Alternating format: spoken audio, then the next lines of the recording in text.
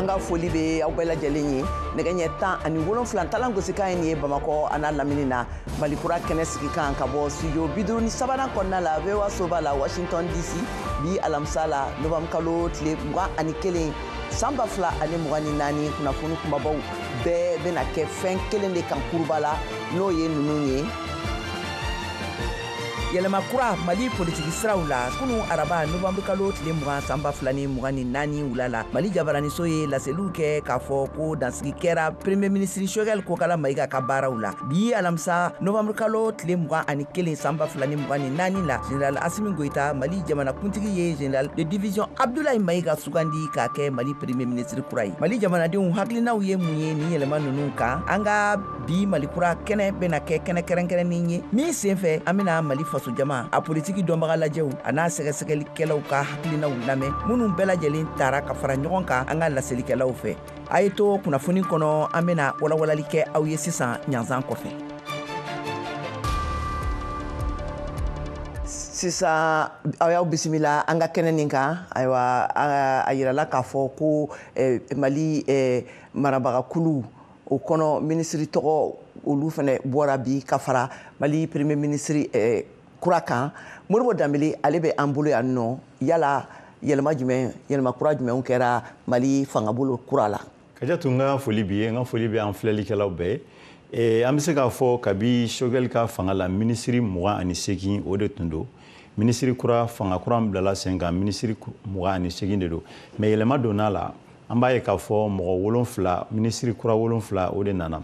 yɛlɛma donna yɔrɔ min na o ye premier ministre ni o ye Abdoulaye Mayiga ye ale b'o la a tilala ka ministre de l'administration territoriale o jala o fana tilala ka ta ka di a ma donc premier ministre do au même moment an y'a ye k'a fɔ ministre de l'administration territoriale o fana b'a bolo fɔlɔfɔlɔ la a dun delila ka kɛ Choguel ka bana wagati la mais sisan ninnu fila bɛ dira a ma yɛlɛma donna yɔrɔ min fana na u ka ministre so min bɛ ni ale sigilen don jamana ale ka bayɛlɛmali ma ani cakɛda wɛrɛw ye n'u k'a ma ko ministère chargé de la refondation de l'État et des relations avec les institutions an y'a ye mɔgɔ kura bilala o yɔrɔ fana na o kɔfɛ n'an segira ka na tuguni an b'a ye k'a fɔ mun ye kɛnyɛrɛye ka ministre so yɔrɔ fana ye mɔgɔ kura bilala ye ni o ye Oumou Sall Seck ale bilala u ka madame Bagayoko Aminata Traoré o nɔ la o kɔfɛ an b'a ye fana k'a fɔ tuguni yɛlɛma donna fana madame Traoré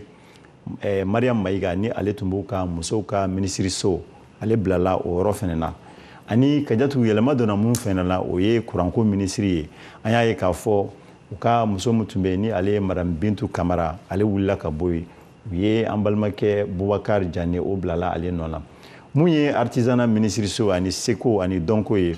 ni an balimakɛ Ando Goli ale de tun bɛ yen ale wulila ka bɔ yen Mamou Dafe o bilala ale nɔ la o kɔfɛ an y'a ye fana k'a fɔ mun ye yɔrɔ min bɛ yen ni a bɛ fɔ a ma ko ministère de l'environnement et de l'assainissement yɛlɛma donna o yɔrɔ fana na n'a bɔra o la ka di an bɛ se k'a fɔ mɔgɔ fɛn fɛn tɔn tun bɛ yen olu bɛɛ segira ka na u nɔ la ani an bɛ se ka mun fana fara a kan i b'a ye k'a fɔ nin minisiri ko in na cɛ 23 o de b'a la muso 5 o fana b'a la. Awa an ka foli b'i ye Modibo Dambele ayiwa halisa ka tɛmɛ n'an ka kunnafoniw ye Général de division Abdoulaye Mayiga ale sugandira k'a kɛ Mali premier ministre kura ye premier ministre kura ye baara jumɛnw de kɛ ka tɛmɛ ayiwa a ye jɔyɔrɔ jumɛnw de fana fa Georges Atino bɛ kuma olu kan an k'a lamɛn. Général Abdoulaye Mayiga ale kɔni tun tɛ colonel 5 cɛma minnu ye fanga ta san 2020 Bamako nka a y'i banba fo bi a jatelen bɛ ka kɛ Général Assimi Goïta taamaɲɔgɔn kɔni 6nan ye Général Abdoulaye Mayiga ale kɔni yɛrɛ lakodɔn malidenw ɲɛkɔrɔ ka kɛɲɛ ni a ka dantigɛlikanw ye Mali foroba jabaraniso ORTM na ani fana kɛrɛnkɛrɛnya la diɲɛ jɛrɛtɔma ONU ka kɛnɛ kan Général Abdoulaye Mayiga ale si bɛ san 43 la wa a tun bɛ donatɛmɛ fanga yɛrɛ maraba jɛkulu fɔlɔ kɔnɔna la san 2020 waati yen jɔyɔrɔ min tun bɛ a bolo fana o tun ye de ministre de l'administration territoriale ni o bɛ se ka fɔ ko o ye maraw kɔni minisiri ye wa o de kɔfɛ dɔɔni san 2022 waati a nana kɛ donatɛmɛ fanga kɔni minisiri ɲɛma dankan ye o waati y'a sɔrɔ Choguel Kokala Mayiga ni ale kɔni tun man kɛnɛ wa o de kɔfɛ sa Général Abdoulaye Maïga ale kɔni yanga nana bonya fo kana kɛ ministre d'État jamana ɲɛma kɔni danama ye fo kana kɛ fana marabajɛkulu kuma laselan ye o waati la a ye Choguel Kokala Maïga kɔni don dibi la dɔɔni wa san 2022 waati yɛrɛ la diɲɛ jɛrɛtɔma ONU ka lajɛ kɛnɛ kan Général Abdoulaye Maïga ale kɔni ye dantigɛli kɛ ka jalakilikanw bin Faransi kan wa ɲina yɛrɛ san 2024 waati a ye dantigɛliw fana kɛ ka jalakilikanw bin Algérie kan k'a fɔ ko Alger bɛnkan sɛbɛn kɔni ko bɔrɔtɔra ko sara pewu wa a ka kalan hukumu kɔnɔna la Général Abdoulaye Maïga ale ye kalan kɔni kɛ k'i sinsin jatigɛwalikulu kɛlɛli kan diɲɛ kɔnɔna la a y'o kalan kɛ Faransi ani Algérie jamanaw kan wa ka dɔn fana Général Abdoulaye Maïga ale mun ye dantigɛliw kɔni kɛ ka Mali kɔni ka bɔli CEDEAO la ko sɛmɛntiya ale yɛrɛ baara kɛ CEDEAO yɛrɛ kɔnɔna la. Ka tɛmɛ ne ni sira kelen ninnu ɲɛ Mariam Kuyate VOA ka laselikɛla fɛnɛ ye kuma di faso jama ma Bamakɔ ayiwa u bɛ u ka jigiyaw bɛɛ min kan tagali ɲɛ ni fangabolo kura ninnu bolo ɲɛfɔ a ye an ka lamɛn. Ko yan maaw kɔni hakilinataw ti kelen ye Général Abdoulaye Maïga ale sigilen Mali ministre ɲɛmaya la ni dɔw y'a yira k'a fɔ ko hakilina min don ko a ɲɛna dɔw fɛnɛ y'a yira k'a fɔ k'a tun ka kan Mali ministre ɲɛmaya o kun ka di civil dɔ ma. Abdoulaye Maïga bilala Choguel nɔ na bon ne kɔni hakilila la jamanatigi ka prérogative don ale de bɛ mɔgɔ ta a dalen bɛ mɔgɔ min na n'a ye Choguel bɔ yen ka Abdoulaye Maïga na ne t'a fɔ a ɲɛna ne t'a fɔ a ma ɲɛ n bɛ min fɔ Abdoulaye Maïga a tun bɛ Choguel banana ale de tun bɛ ka intérim assuré a y'o nɔna bila waatini ni ale tilala ka segin ka na a bɛ se ka kɛ Asimi y'a jateminɛ a y'a jateminɛ a sɔnna ye a ye waatini min kɛ a sɔnna ye an kɔni bɛ min fɔ dɔrɔn Ala ka ɲɛ a bolo. Bon vraiment a bɛɛ sɔrɔsi o ma ɲɛ kosɛbɛ u k'a essayer ka civil fana sen don kow la bien vrai que jamana bɛ sɔrɔsiw bolo mais u k'a lajɛ mɔgɔ minnu fana bɛ yen n'olu bɛ jamana fɛ ni jamana kanu b'u la u k'a essayer k'olu fana gɛrɛ u la k'olu hakilinata ɲininkali kɛ olu hakilina n'olu hakilina mana fara ɲɔgɔn kan a ka ca Ala fɛ jamana bɛ taa ɲɛ. Mali ko kan Mali bɛ étape mun na an tɛ fɛ jugu ka yɛlɛ an na bilen.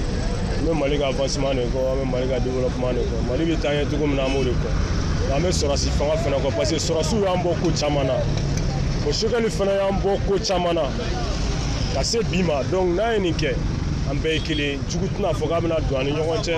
ka na kow tiɲɛ an ni ɲɔgɔn cɛ donc halisa jamanatigi n'o ye Asimi Goyita ye an bɛ an ka laɲini b'a ye a ka Choguel u ka ɲɔgɔn ye conseil ministre la u ka fɔ ka bɛn kɛ ka ɲɔgɔn la faamu a ye fili kɛ a man ka sɔn nin ma cogoya si la jamana bɛ étape mun na a ye ko min kɛ ko kɛta tɛ. A diyara n ye wa a bɛnna ma an musolakaw an kɔni bɛ min ɲini a fɛ kɔni a ka dɔ bɔ fɛnw da sɔngɔ la o de ka di an bɛɛ ye. Sugu kɔnɔ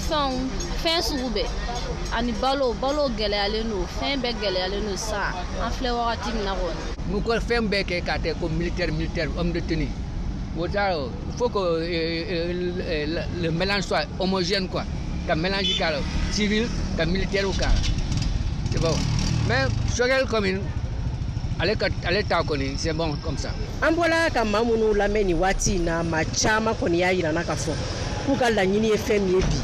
basigi o ka se ka sabati Mali jamana kɔnɔ baara caman ka kɛ ministre kura in fɛ n'o ye Général Abdoulaye Maïga ye yaasa sɔrɔ ko o ka se ka yiriwa Mali jamana kɔnɔ dun ka fa ka sabati kɛlɛ min b'an ka jamana kɔnɔ o ka se ka nɔgɔya.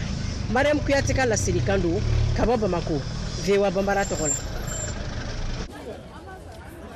Nin tɛmɛnen kɔfɛ an b'an lamɛnbagaw bɛɛ ladɔnniya k'a fɔ u bɔra ka ja min filɛ sisan ja ninnu taara sani Mali premier ministre kura ale ka sugandili ani gouvernement yɛrɛ ka sugandili tun ka kɛ ayiwa ka tɛmɛ n'an ka kunnafoniw ye yɛlɛma kɔni ale donna Mali fangabolow la Mali jamanakuntigi général Asimi Goyita ye général de division Abdoulaye Maïga sɔrɔdasi jalatigiba sugandi k'a kɛ Mali premier ministre kura ye sɔgɔmada in na gouvernement kura fɛnɛ sigira an ye wele bila an ka hakilijagabɔkɛlaw ma n'o ye Dr Ali Tunkara ka bɔ Bamakɔ ani Mamadu Nasiruba n'ale sigilen bɛ Virginie l'Amérique jamana kan yan nɔ. An ka foli bɛ aw ye. Ɲininkali fɔlɔ n bɛna o sara Dr Ali Tunkara la.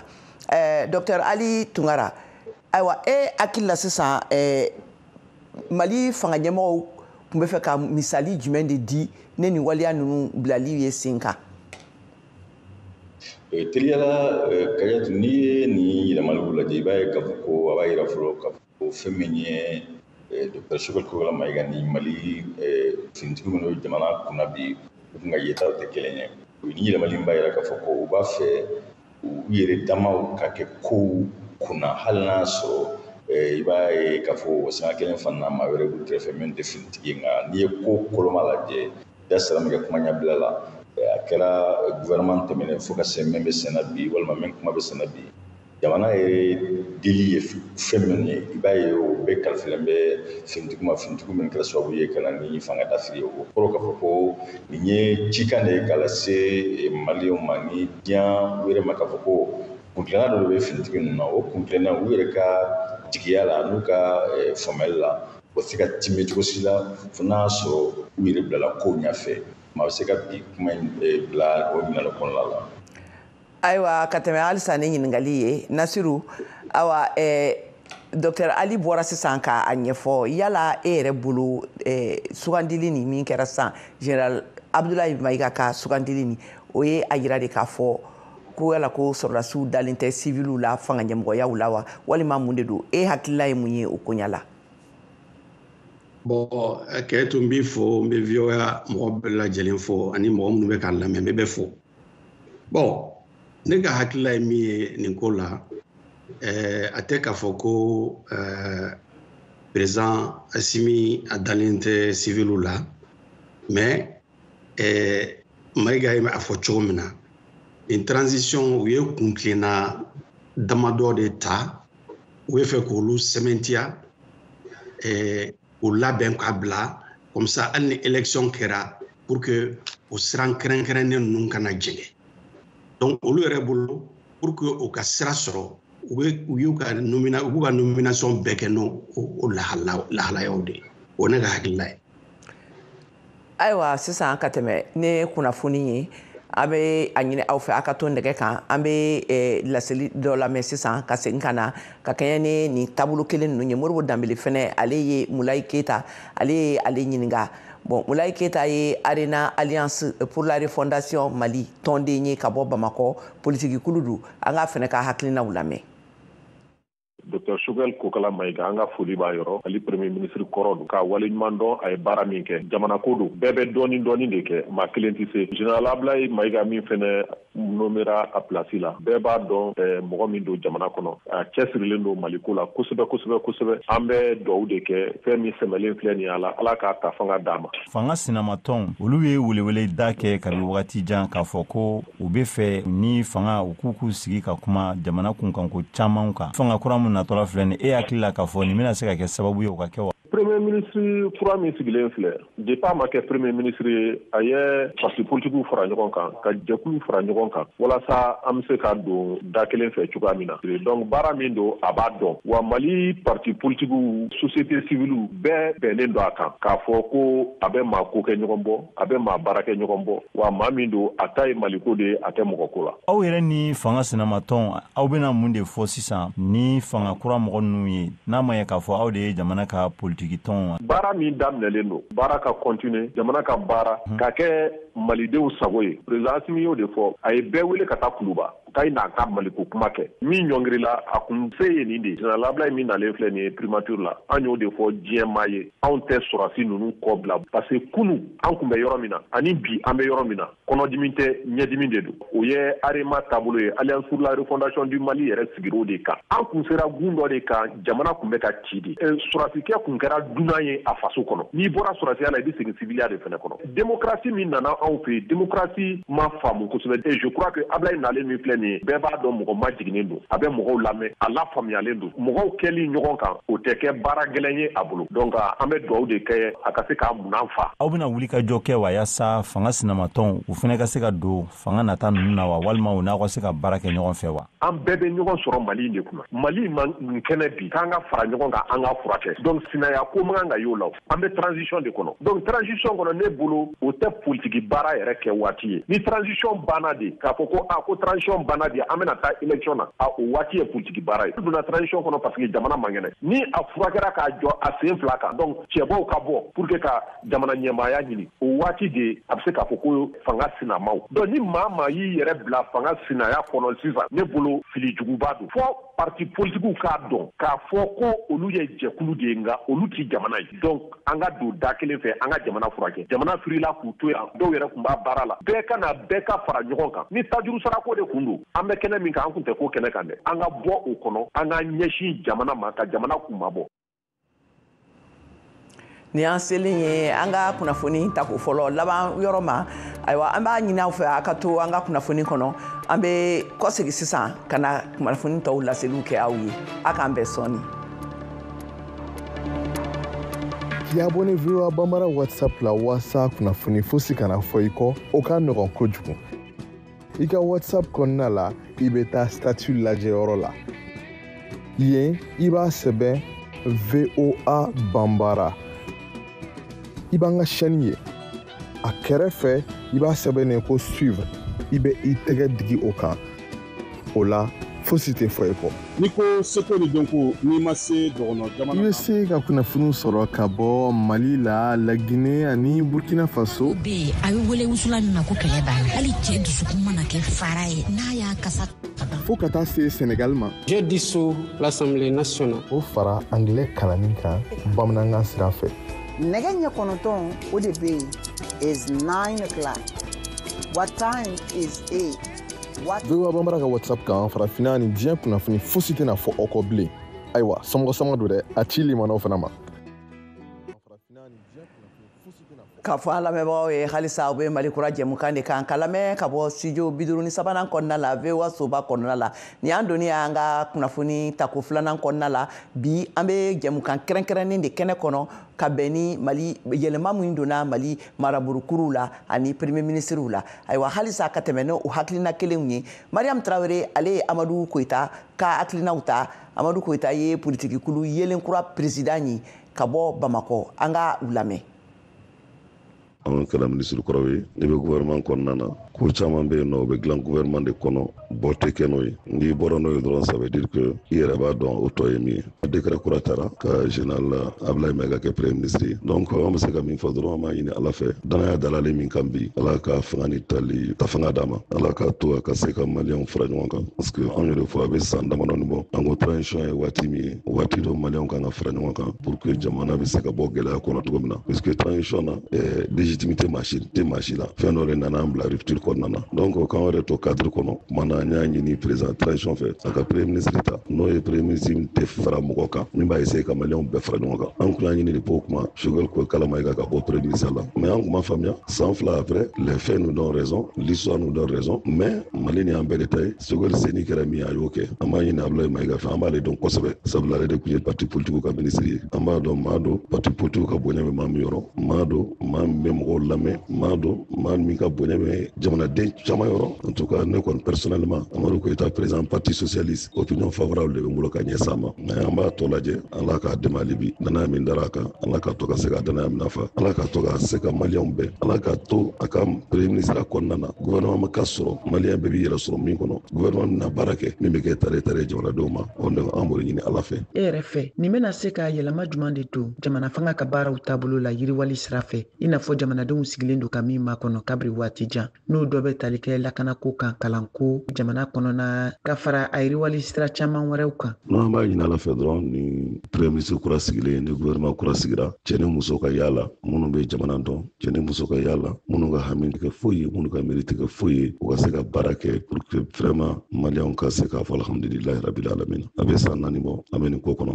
jamanadenw sɛgɛnna dɛ ne yɛrɛ k'a ye maliyɛnw ka sɔn sɛgɛn ma maliyɛnw ka muɲu fanga kɔrɔ ka tila k'a dɛmɛ man fa tene me bolo fa be fanga taka o kura malen chama ye u jigi dawka ala ka to ka se ko jigi mina fa baraka se ka ke nogaya be se ka na tugo mina sécurité be se ka na tugo mina centre konna na banyangara na ramali fambe bara be se ka ke dunka fa be se ka sabati tugo mina opérateur économique olu be se ka finya boda soro na parce que ni det intérêt laje bibina anga commerçant na opérateur chama se ka no bara be se ka ke siraw be se ka glan tugo mina ne jete bineke malika mina munu me don fa na me mina bo keme o keme bishigi o be na kay sira de fe ni ye kay ni jema sira laje bi be ma miri jaya parce que jamana be mara mun kama jamana be mara jamana donga lafiya de kama jamana be mara jamana donga nyeta de kama ka fo fana transition fo na be fon fela anga do ka fo ka kunga nga cheni kala tade pour ko ka se ka calendrier fana dama min ba to election se ka organiser jamana donga dana da doka tamana ke tugo tugo malen de minata no fana kera ne ritual constitutionnel nanake abina ne no ga chama an sigina kana an ye wele bila an ka sɛgɛsɛgɛlikɛla minnu ma n'u b'an bolo nɛgɛ kan yan nɔ a mɔgɔ fila n'o ye Dr Ali Tunkara ani Mamadu Nasiru Bayi ayiwa an n'u bɛna tuguni ka continuer masala nin kɔnɔna la halisa an bɛ hakilina kɔnɔ n'o ye fangabolo yɛlɛma kura ye n'o o kɛra Mali kɔnɔna la bi Mali ɲɛmɔgɔw fɛ ayiwa an seginna o kɛnɛ kan ka ɲininkali tɛngun tuguni sisan Nasiru la Nasiru e yɛrɛ bolo sisan ni yɛlɛmali ninnu bɛna se ka kɛ nafa jumɛn ye Mali yɛrɛ politiki ɲɛtaa tasiraw kan tagali ɲɛfɛ. Bon yɛlɛmani nafa bɛ se ka kɛ min ye i n'a fɔ Choguel ye bɔli min kɛ a ye kuma minnu fɔ ni a jalakir'o la o y'a yira k'a fɔ farabantiya bɛ ani sɔrɔdasiw cɛ. Bon sisan ni yɛlɛmani minnu kelen filɛ sisan hakili la ni yɛlɛmani ninnu an ka jate b'a kan ani an ka hakilila b'a kan k'a fɔ fara ɲɔgɔn kan bɛna bɔ a la ni jamana ɲɛtakun sabali bɛna bɔ a la minisiri minnu yɛlɛmana pour que i n'a fɔ sisan kuranko ni a ɲɔgɔnnaw olu kɔlɔlɔ cayara Mali la ni san yɛrɛ kɔnɔna na donc minisiri yɛlɛmani ne hakili la peut-être u bɛna mɔgɔ bila yen nɔ min bɛ se ka nɔgɔya kɛ o ko la n y'a fɔ cogo min na an ka kuma na ninnu ye sira min ta k'a fɔ sira dɔw de bɛ yen nɔ u bɛ fɛ ka jamana bila o siraw kan i n'a fɔ an ka yɛrɛmahɔrɔnya bonyani ani jamanadenw ka bɔnɔgɔla sira kɛrɛnkɛrɛnnenw olu lafasa ani jamanadenw ka hɛrɛ u bɛ fɛn fɛn na ni jamana kungo bɛ fɔ u ka jateminɛ a la u nana jateminɛ k'a fɔ ni maa maa to sira kan olu n'u tɛ se ka baara kɛ ne ka hakili la o ye. Ayiwa kana Dr Ali Tunkara marabolow yɛlɛmara sɔgɔmada in na sisan ala ma mɛn an bɛ ka jɛmukan in bila waati min na sen kan ayiwa an y'a ye k'a fɔ u tun b'a la k'a kalan Mali jabaraniso kan an ye kɔlɔsi min k'a la o ye k'a fɔ marabolokulu ni a kɔnɔ kotigi 28 ɲɔgɔn na u y'o o de sigi cɛ 23 ani muso 5 e yɛrɛ bolo sisan ni yɛlɛma minnu kɛlen filɛ sa ni marabolo kura ninnu bolo ni problème min bɛɛ tun bɛ ne faso jamadenw y'u hakilinaw di a kan ka tɛmɛ k'a fɔ ko a kɛlen bɛ degun ye malidenw ni fɛnw kan a bɛna se ka kɛ nafa jumɛn ye sisan ɲɛtaw kɔnɔna na ani fana n'i bɛ se ka kuma an ye dɔɔni komi e bɛ Mali la ye e bɛ Bamakɔ n'i bɛ se ka kuma an ye dɔɔni marabolo ninnu kan dɔɔni dakurunya damadɔni kungurunin na quoi kuma b'i bolo. Teliyala a ka gɛlɛn i ka se k'a fɔ ko yɛlɛmali min kɛra na se ka don ko ɲuman bɔ waati nataw la sabu maa minnu bɛ ko latigɛ n'o ye finitigi ninnu ye i b'a ye olu si ma bɔ u jɔyɔrɔ la olu bɛ na u jɔyɔrɔ kelen na fo ka taa se sanfɛ kalanfaw ni o ɲɔgɔnna yɔrɔw ma a min ye tajiko minisiri kɔrɔ ye Kamara ale bɔra a jɔyɔrɔ la. Kabini waati jan i b'a ye tajiko kumaw bɛ fɔ yɔrɔ min o ye jamana ɲɛmaa yɛrɛ ka daga de n'o ye ale yɛrɛ ye n'i ye fɛn wɛrɛ ta bi maliyɛnw hamina koba ye min ye bi kɛrɛnkɛrɛnnenya la maa minnu bɛ politiki tɔn kɔnɔna la o ye kalafiliw bɛna se ka kɛ waati jumɛn kɔnɔna la kalafili dun kun kalifalen bɛ maa min ma o de kɛra bi minisiri ɲama yɛrɛ ka tila kalafili fana k'o to kalifala ma a bɛ se ka fɔ nin yɔrɔ in na dɔrɔn k'a fɔ ko Dr. Shogɛl Kokala Mayiga ka taali a tɛna kɛ sababu ye ka ɲɛda kura wɛrɛ di Mali mara taabolo ma sabu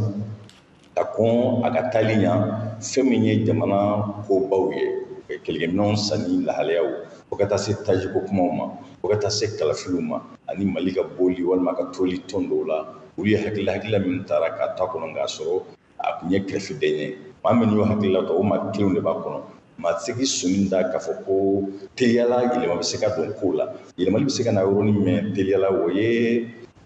politikimɔgɔw kuma dira mɛn o da sira ma n'i ye Général Abdoulaye Mayiga ta maa don maa min ni politikimɔgɔ caman b'a yɛrɛ y'a kɔnɔ sabu ale yɛrɛ tɛ politikimɔgɔ ye maaw fana sigilen b'a k'a fɔ hali ni kalafili kɛra ale tɛna se ka kɛ cɛbɔ ye o kama a na se ka politikimɔgɔw olu ka ŋunankan caman mɛn kalafili boloda la nka min ye ko t'o ye kalanko baloko fo ka taa se tajikow ma olu ye fɛnw ye minnu ni nin yɛlɛmali kura in a ka ca la teliyala a tɛna yɛlɛma dɔn o la ne k'a ye cogo la. Ayiwa sisan komi i da magara kalata ko kumaw la ale dun de Général Abdoulaye Mayiga de tun kalata labɛnniw o n'o koɲɛw bɛɛ tun b'ale bolo o farala sisan a ka minisiri premier ministre marabolo yɔrɔ kan sisan k'o d'a ma a bɛna o kɛ yala e yɛrɛ bolo sisan e bɛ se ka komi i ye politique sɛgɛsɛgɛlikɛla ye e bɛ se ka mun de fɔ an ɲɛna ka kɛɲɛ ni kalata ko nin yɛrɛ ye kalata ninnu mɔgɔ bɛ se k'i jigi da kan k'a fɔ ko a labɛnw minnu kɛra a lawaleyaliw bɛ sira kan ka na wa. Tamasiyɛnw bɛ yen sabu n'i ye jamana ɲɛmaa yɛrɛ ka kuma labanw lamɛn a da magara kalafili la hali n'a sɔrɔ a ma sanga fɔ dɔ kelen fana n'i ye ni fanga kalifalen bɛ finitigiw minnu ma bi u ka jalaw faleni ka taa Général Jala la olu bɛ ye tamasiyɛn minnu b'a yɛrɛ k'a fɔ ko u b'a fɛ ka fiɲɛ bɔda di camancɛ mara in ma n'i ye kow yɛrɛ taabolo lajɛ Mali yɛrɛ jiginnɛba a y'a boloda k'a fɔ san kura nata la a ye musaka dɔ bolo la kalafili kama olu bɛɛ ye tamasiyɛn min b'a to maa bɛ se k'i sɔnni sigi k'a fɔ ko san kura nata in kɔnɔna la a caman na fɛn min ye jamana ɲɛmaa kalafili ye Mali na se ka o boloda hali n'a sɔrɔ kalafili tɔw olu tɛ se ka kɛ san 2025 kɔnɔna la a min ye jamana ɲɛmaa kalafili ye nin tamasiyɛnw b'a yɛrɛ k'a fɔ o ŋaniya b'u kɔnɔ ni yɛlɛma wɛrɛw ma don kow la. Nasiru ɲininkali min bɛ yen nɔ ka yala e yɛrɛ bolo sɔrɔsi nin bɛna kɛ sababu ye ka danaya lakɛɲɛ siviliw ani sɔrɔsiw ni ɲɔgɔn cɛla la jamana kɔnɔ wa. Ne hakili la cɛmancɛla fanga yɛrɛ ka intérêt b'o de la k'a fɔ n'u bɔra yen nɔ u ka bɔ yen nɔ ni tɔgɔ ye tɔgɔ min b'a yira k'a fɔ u ye Mali bila sira kan sira min bɛ malidenw bɛɛ se wa o bɔlen kɔfɛ nɔ n'i ye kalata ko lajɛ a kɛra cogo o cogo a kɛra sisan a kɛra san wɛrɛ o kalata bɛna kɛ o donc kalata ko in sira ɲɛ min b'a la k'a fɔ mɔgɔ caman bɛ politiki so la hali bi hakilila kɔrɔ de b'olu la min ye an marabaa kɔrɔw ka minɛni olu ka hakililaw minɛ ka ka sira donda siraw ni bɔda siraw yira an na mɔgɔw bɛ fɛ ka o de ka dabila anw sigilen tɛ Mali la mais fɛn fɛn bɛ kɛ an b'a lamɛn an bɛ jaw ye mɔgɔw hakilila ta ayiwa o diyara an ye an ka foli bɛ aw bɛɛ lajɛlen ye k'a fɔ an lamɛnbagaw ɲɛna aw bɔra sisan ka an ka politiki sɛgɛsɛgɛlikɛlaw n'o ye Dr. Ali Tunkara ani Mamadu Nasiruba olu de tun b'an bolo nɛgɛ kan directement na yan ka kɛɲɛ ni an ye hakilijagabɔ kɛ fɛn min ye Mali marabolo kuraw sigiliw n'o ye premier ministre ani ministre gouvernement yɛrɛ ka sigiliw ye ayiwa olu kumakanw ye awa an y'olu de kun b'o o de la yan awa ka foli ani tanuni lase aw bɛɛ lajɛlen ma k'a fɔ aw ɲɛna fɛnɛ k'a fɔ nin bɛna dansigi kɛ an ka bi kunnafoni ninnu na ayiwa a k'an bɛn waati wɛrɛ kunnafoni wɛrɛ minnu b'an bolo an bɛna olu lase aw ma o kɔnɔna la aw ni ce aw ka kulomajɔ la.